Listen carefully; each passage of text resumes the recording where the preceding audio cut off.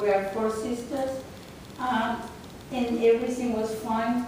You know, President Reagan gave us the amnesty back then. Then I became a resident U.S. citizen. So I used to be a Republican, and I was very proud, okay?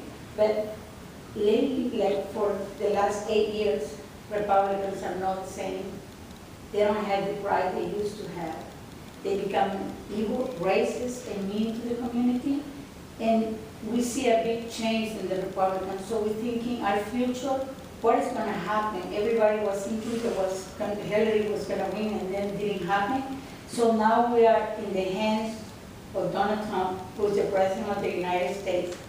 And then he's sending this message to the dreamers: you are okay, I'm not going to do nothing to you. But at the same time, less than a week, he went after the President of Mexico without thinking. So this man is unpredictable. He is depending how he's feeling. And when the time comes, we want a government here in Virginia who's going to stand up, who's going to fight for us, who's going to go after him, and who's going to tell him, no, you know, dreamers, we want to fight here for the undocumented, we want to fight for the license because we need license here in Virginia, and we want to fight for DACA because Donald Trump is sitting in the White House for the next 4 years, and everybody's worried. We don't know what is going to happen tomorrow. Is this man is going to wake up and he's going to say, you know what, I don't feel good today. Let me sign a executive action and deport everybody. That's how it is. We are just sitting, we are so worried about him being in the White House. It was not like that when President Barack Obama was there. Even if he deported, we know he deported people and we are not happy with that. But at the same time, he was a man who respects our community. But this person, this president doesn't respect the community. So I want to make sure if you're going to be the next governor of Virginia, that you're going to stand up to him and you are not going to let him take DACA, or you're going to fight for the driving license. Because for us it's very important. We were in Richmond this past week, and they don't want to give us the driving license because they are scared what is going to happen in the future, because they don't know what's going to happen with this president. So we're thinking, we want your help. You know, we're going to fight for you at the same time, but we want you to fight for us. Because as you can see, it's more than 700,000 dreamers in the United States. And really, the Republicans really want to stay in Virginia. They didn't get it this time, but they can get it at the end of this year.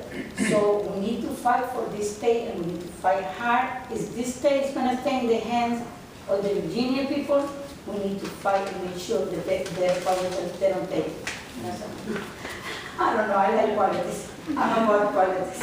Well, thank you very much. I think it is true that the Republican Party has, at least its leadership, has changed a lot from the era of Ronald Reagan and George W. Bush. We could disagree on political issues, but there was a fundamental celebration of our common humanity. Yes. There was an understanding of the hard work and dignity with which immigrant communities have integrated themselves and been part of the American story. And I think we've come far from that. Yes. And one of the things I've said to my Republican brothers and sisters, including those in Congress and those in Richmond, some of whom I serve with up here, often when the cameras are off, they will express their disgust with this racist and dehumanizing talk, and they'll say how it's common sense that everybody's better off when people are out of the shadows, when they're in schools, when they have driver's license. And I've said, you know, that's only going to impress me when the cameras are on. You know, I lost my election for Congress in part because I supported the Affordable Care Act and the climate change bill and LGBT rights and other things. And as I've said to them, like, losing an election is not really the worst thing in the world. Being a former member of Congress has been a pretty good gig.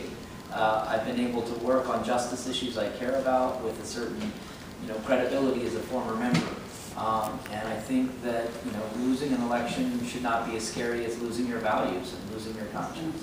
I think this really is a time where we need to see some leaders in the Republican Party step up and remember what conservative values look like. Donald Trump is scary because he's a very weak man with a lot of power, and that's a very tough combination. And I think when you have someone that insecure, who needs to try to show everyone every day how big his fists are, you get really bad policy. I think Congress is going to have to be part of that, but so are our governors. And we're certainly going to make sure when we win and fall and serve that we make sure that Virginia is a place that treats everyone with dignity, that our schools are a safe space, our hospitals and clinics are safe spaces. And for me, this really is something where we were talking about some of the civil wars. I was coming of age in Charlottesville at about that time, and we had a very progressive bishop out of Richmond, Bishop Sullivan, and basically we would hear about that every weekend. And what we learned as a matter of faith was if you weren't standing with the vulnerable, if you weren't standing with the refugee, if you weren't standing with those who were fleeing, if you weren't standing with the nuns who were facing terrible, terrible events, including rape and torture and death in Central America, then you had something more to worry about than, say, losing an election, which was damnation. And I do believe when we don't step up on these issues and believe that everyone is of equal dignity in the eyes of God, that we get into a very scary place very quickly. And now we see some new versions of this. I don't know if you've seen just today, there was a lot of talk about people on 4chan doxing people who may be DACA recipients, using the internet to publicly not just shame but direct people to people's personal information and addresses. I think this is in a moment where we're going to have to stand against this, not just in the real world, but in the virtual world, and find out, as I know some of your organizations have done, make sure people know what their legal rights are. Make sure we know what websites make you more vulnerable to this sort of thing. So we see the old threats, but also some new threats. Thank you. Yes, please. So,